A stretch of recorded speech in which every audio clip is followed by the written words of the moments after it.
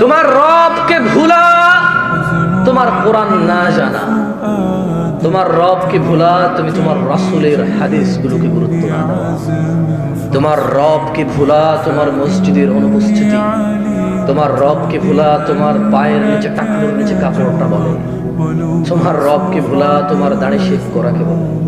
তোমার রবকে ভুলা তোমার উত্তেজনা আর উশৃঙ্খলতাকে বলে, তোমার রবকে ভুলা তোমার যাকাত ফাঁকি দেওয়াকে বলে, তোমার রবকে ভুলা তোমার ঘরের স্ত্রীর উপর নির্যাতন আর জুলুমকে বলে, তোমার রবকে ভুলা তোমার বাবা মায়ের অবাধ্য হওয়াকে বলে,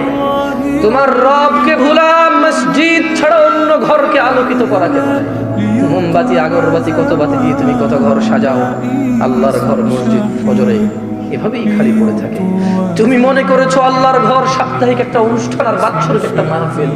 যেদিন কানায় কানায় মাগরিবে পড়ে যাবে, শুক্রবার যেদিন নামাজ শেষ হওয়ার 15 মিনিট পূর্বে মানুষ টয়লেটের সামনে গিয়ে সালাত করে। তোমার রবকে ভুলা এটাই প্রমাণ করে তোমার মানুষ।